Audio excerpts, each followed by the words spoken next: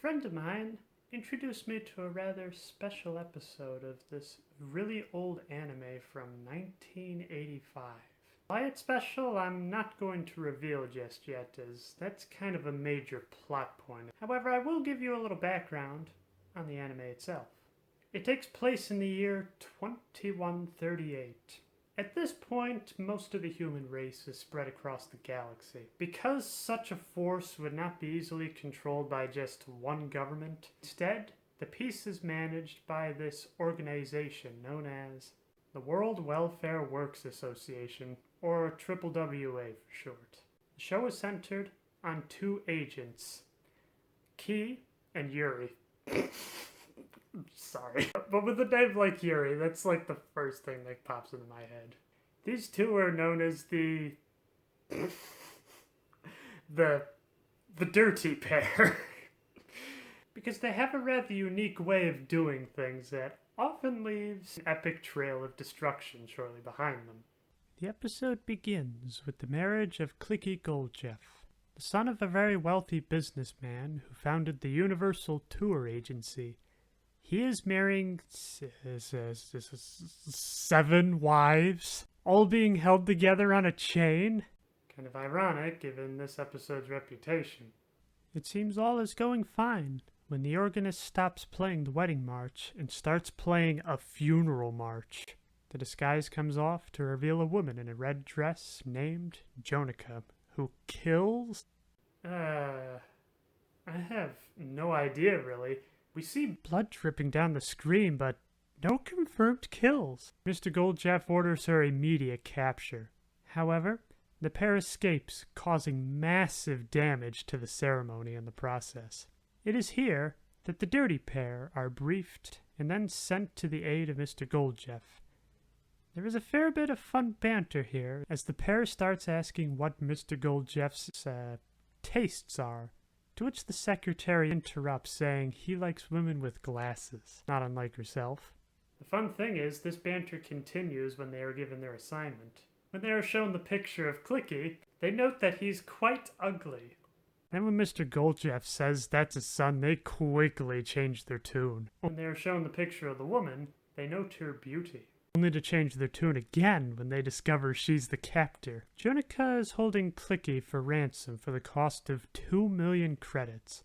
They accept the job and state that the son and the money will be returned safely. However, Mr. Goldjeff is quite sentimental and is willing to have her keep the money just so long as he can get his son back. We see Clicky and Jonica driving away from the city.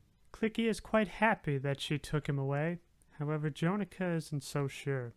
She loves Clicky, but knows his father will never accept her for her past. Clicky doesn't care, though, as he loves her. Just then, Clicky's stomach starts to grumble. So, they go to a burger stand, even singing a cute little jingle along the way.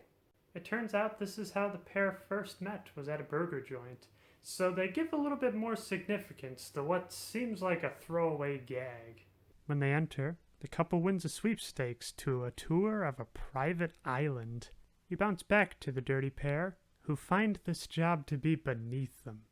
This is when Jonica contacts them. Ki doesn't recognize her when Yuri pops in with the reference photo. Jonica says that the meeting place will be at the Aquatic Botanic Gardens at 3 p.m. At the island, the happy couple is enjoying themselves when they go to a display of junk roses, a flower that has an appetite worse than piranhas. This is where the dirty pair comes in with their briefcase, demanding Clicky back. Jonica is quite confused as she doesn't even recognize them. The dirty pair try their best to convince Clicky that Jonica is just in it for extortion, while Jonica is trying her best to tell him that it's all for love.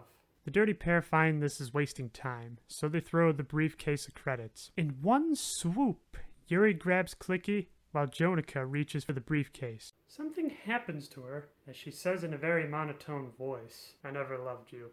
Get away from me. I never want to see you again." He notices she isn't looking directly at Clicky while saying this, so she sends a spear close to her head to test her reflexes, only to find she doesn't react.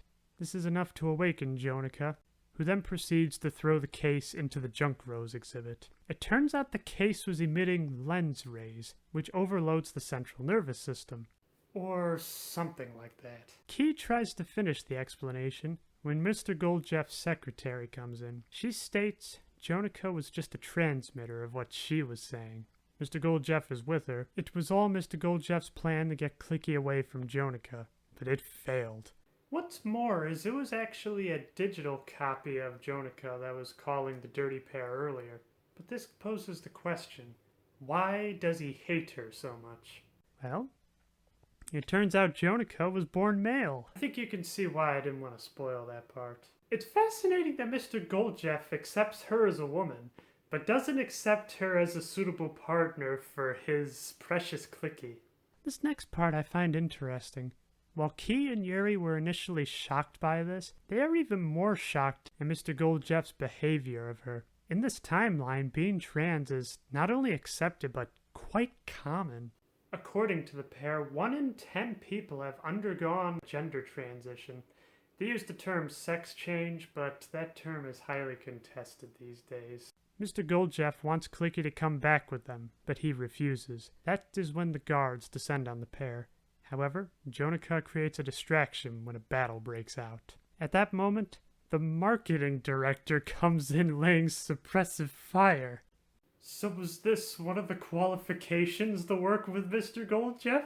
Proficient in firearms? This is enough to capture the lovely couple and the dirty pair. Good thing I'm saying that in context. Mr. Goldjeff takes them to his, secret lair. With the dirty pair in hot pursuit, Mr. Goldjeff's plan is simple. He will send Jonica on a trip around the galaxy which will last 50 years. When she comes back, she won't age, but Clicky will be 75. The defenses are intense, but the dirty pair managed to make it inside while riding a bear? I don't care how impractical that is, that's just awesome! Yuri and Key manage to make it into the control room before the rocket is launched. However, when Key uses a whip to trap Mr. Goldjeff, he falls on top of the launch button. There is nothing to do but watch as the countdown happens. Clicky can't stand it and goes in another rocket after her. Meanwhile, the dirty pair is holding off Mr. Goldjeff to make sure that Clicky gets there safely. After Clicky leaves, Mr. Goldjeff can't stand it and goes after him. This kind of confuses me. He already has the controls to the shuttles. Can't he just bring them back down to Earth and deal with them that way? Instead, though, he is blinded by the selfish love of his son and chases after them. This is then followed by the secretary because why not? I think everybody's just going on a 50-year space tour at this point. And that's it. Kind of an odd note to end upon, isn't it? However, these end credits are amazing. And after the credits, we are given a basic premise of what the next episode is. As I said at the beginning of this video, it was a friend that introduced me to this episode. How he did it was through this article that claimed that this was probably the best trans representation in anime. Now, I haven't really seen a whole lot of trans representation. In fact, this is probably maybe the second, third I've seen outside of books. And I just really haven't seen that much anime, so I really can't tell you if this is the pinnacle or not. I can say that this is a pretty good representation. One of the first things I was pretty amazed at is they made her sound like a cis woman. I don't know why, but part of me kind of thought maybe that was the one thing they couldn't get right, so she would be sounding something like this, you know, very high-pitched man, very, like, obvious man voice, but no, you can't even tell the difference. Which kind of makes the twist that much more impactful, because we already know that she had a complicated past, but what was so complicated about it? Other than maybe the face, I really don't think there is a whole lot to tip off that she was born a male. Maybe the idea that she's also kind of tall, but then again, Clicky is pretty small, so maybe she's just average height. And that leads into my next talking point, which is the relationship between Clicky and Jonica. Sure, she is trans, but that doesn't seem to affect the relationship at all. In fact, you can feel this genuine connection between the two. which makes the separation at the end far more tragic. The only thing I didn't like about this episode is the ending. First off, it doesn't seem like the dad really accepted Jonica and Clicky's relationship. It's more like he just kind of got in there to basically say, hey, you're not getting away from me this time. I shall come up with another plan in another 50 years. And on top of that, this tour they are on, what if there's some sort of mishap? Like, what if one of the rockets explodes or something? Do all of them actually make it back to Earth in another 50 years? And by then, what is the plan for the young pair while the dirty pair is like 80 at this point? I was just hoping for a little more closure. As for the anime itself, I am just a huge fan of the trope that you see a character that looks really cute, very harmless, and then turns out to be a force to be reckoned with. And that's how I feel Yuri and Ki are. They're both very cute looking, but yet you can see that they can hold their own when it comes to the battlefield. There's also a sense of humor to this, one that I just really gel with. And plus, there is that 80s aesthetic. It just feels like it's like the most 80s year of the 80s. In fact, it was so 80s, it seemed almost a bit sacrilegious to make this video look like it was in HD. So, that's why I made sure that it looked pretty close to a VHS. I have done that in the past, but I find when I do videos like this, it has a way of like really cropping it in, so I hope I did a good enough job with the effects to sell the illusion. I love the style, I love the animation, I love the humor, and also the storytelling. In editing this video, I actually found quite a fair bit of clues to be able to tip you off that Mr. Goldjeff doesn't really have Clicky's best interest in mind, and it just feels like there's a bit more quality after seeing that. So, while I don't think there's any more trans characters in this series, I think I'm gonna see more of this. It's annoying that as far as I can tell a sub was only made, but I'll put up with it. Ordinarily I'm a dub fan. Fight me. So I'm not really sure how obscure this anime is. In fact, looking it up, apparently it had several iterations, so maybe it's well known to a group somewhere. But if you want some good trans representation, I'd say this is a pretty good place to find it. And even if that's not your thing, consider this a fun introduction to an even more fun show.